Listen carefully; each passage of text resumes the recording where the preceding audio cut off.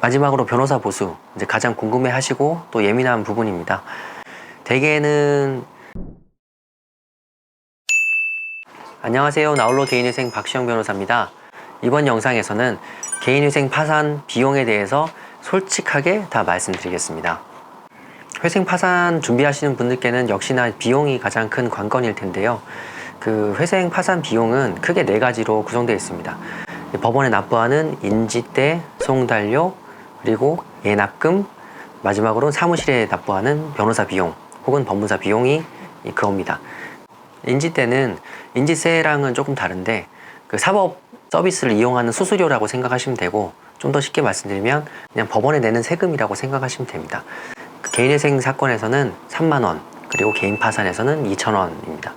이게 전자소송을 이용하면 10%씩 할인돼서 개인회생 사건은 27,000원, 그리고 파산에서는 1,800원 납부하셔야 됩니다. 그리고 인지는 중간에 사건이 취하되거나 해도 돌려받지 못합니다. 다음으로 이제 송달료입니다. 회생이나 파산 사건이 시작되면 채권자나 이해관계인에게 관련 서류를 계속 보내줘야 됩니다. 이런 이제 우편 비용이 송달료인데, 법원에서 하는 송달은 기본적으로 교부 송달입니다. 이 교부 송달이 뭐냐면 법원 공무원이 직접 찾아가서 본인 신분 확인 혹은 대리인 신분을 확인하고 서류를 직접 건네주는 겁니다. 그래서 일반 우체국 우편 서비스보다는 비싸고요. 책정된 금액을 보면 개인회생에서는 채권자 1명일 때 이제 91,800원부터 시작하고, 파산에서는 이제 137,700원부터 시작합니다. 파산에서는 오히려 송달료가 더 비싼데, 이거는 파산과 면책이 이제 결합되어 있기 때문에 그렇습니다.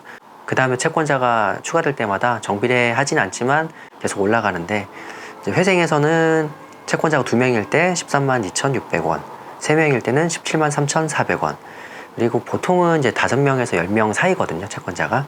그러면 5명일 때는 255,500원, 10명일 때는 459,000원 정도 나간다고 생각하시면 되고, 파산에서는 5명일 때 285,500원, 그리고 10명일 때는 459,000원입니다. 보통 10명의 채권자일 때는 인지송달료가 50만원 나간다고 생각하시면 거의 맞습니다. 다음은 예납금입니다. 예납금은 항목이 워낙 다양한데, 일단 회생 파산에서는 관제인 비용, 그리고 외부 회생위원 비용, 인건비라고 생각하시면 됩니다. 파산에서는 뭐 개인이든 법인이든 파산관제인이 선임됩니다. 파산관제인이 어떤 역할을 하는 분이냐면, 법원의 일손을 좀 덜어주시는 분인데, 판사실에 사건이 올라가기 전에 먼저 사건 기록을 검토하고 이제 채무자와 연락해서 보정 처리를 하고 보고서를 작성해서 판사실에 올리는 역할을 합니다. 개인 파산에서 파산관제인 비용은 거의 30만 원인데, 이게 정액이 아닙니다. 거의 90%는 30만 원으로 진행이 되지만, 정말 형편이 어렵거나 하시는 분들은 법원에서 깎아주기도 하고, 아니면 사건이 복잡하면 더 올려받기도 합니다. 근데 전자보다는 후자가 더 많고요. 제가 개인 파산에서 최고로 많이 지출했던 예납금이 200만 원까지 해본 것 같습니다. 그런데 이렇게 늘거나 주는 경우는 잘 없고 거의 30만 원이라고 생각하시면 맞습니다. 개인회생에서는 외부회생위원이 선임될 때가 있습니다. 이 제도를 모든 법원이 하는 건 아니고 이제 서울, 인천, 수원에서만 시행하고 있는데, 전문적인 인력을 동원해서 이제 법원의 업무를 더는 거거든요. 그러니까 아웃소싱을 하는 거죠. 보통 법무사, 변호사, 회계사님들이 해주십니다. 외부회생위원이 어떨 때 선임되냐면은, 급여소득자고 1억 이하면 사건이 간단하기 때문에 그냥 법원 내부의 공무원분들 이제 처리해 주시는데, 사업소득이거나 총 채무액이 1억 원을 넘는다고 하면 외부회생위원회에 맡깁니다. 이외에 사건이 복잡하면 또 맡길 수도 있습니다. 외부회생위원으로 이제 사건이 진행되면 비용이 15만 원 추가됩니다. 이 15만 원은 정액이라 달라지지 않습니다. 송달료는 사건이 중간에 취하되거나 폐지되면 일부 환급이 되는데, 예납금은 거의 환급되지 않습니다. 여기서 거의라는 말씀은 사건이 아주 초기에 취하되는 경우는 이제 물론 인건비를 쓰지 않았으니까 이제 예납금도 환급이 될 수 있지만, 그 외의 경우는 잘 환급이 안 됩니다. 마지막으로 변호사 보수, 이제 가장 궁금해하시고 또 예민한 부분입니다.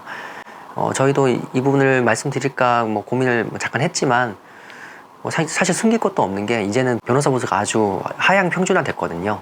물론 사무실 사정이 다양하고 정책도 다르니까 일률적으로 말씀드릴 수는 없지만, 대개는 서초동 기준으로 건당 100만 원이 기본이고, 거기서 채권자 수나 난이도에 따라서 상승하는 것 같습니다. 그런데 저는 인터넷 광고나 뭐 버스 광고에서 뭐 100만 원 이하, 무조건 100만 원 혹은 더 낮은 금액도 봤어요. 맞습니다. 그렇게 하는 사무실도 있고요.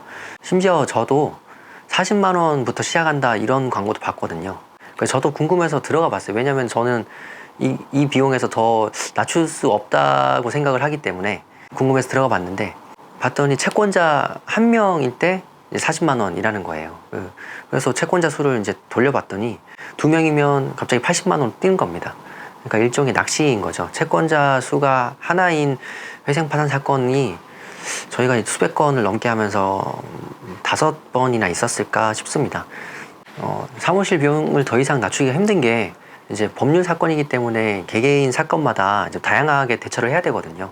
그런데 회생은 1년, 파산은 6개월 이상을 보는데 그 사건을 100만 원 이하로 받는다? 그러면은 그 사건에 신경을 쓸 수가 없습니다. 뭐 사무실 고정 비용은 차치하고더라도요.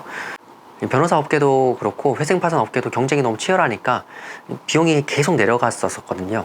그런데 2016년에 그 서초동 일대 이제 브로커 사무실을 다 한번 조사하고 정리가 됐었어요. 그 이후로는 비용이 다시 올라갔다가 지금은 그냥 제가 말씀드린 비용에서 올라가지도 내려가지도 않는 상황입니다. 여기서 더 적게 받으면 필연적으로 사건을 기계적으로 처리할 수밖에 없습니다. 개인회생 비용이 이제 물론 부담되실 텐데 실제로 진행할 때 부담이 없는 이유를 제가 말씀드리겠습니다. 두 가지 이유인데, 개인회생 파산 비용은 분할 납부가 가능합니다.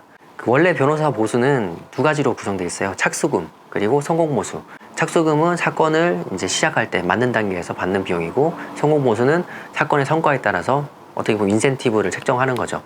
그런데 변호사들은 착수금을 전부 지급받지 않으면 일을 하지 않습니다.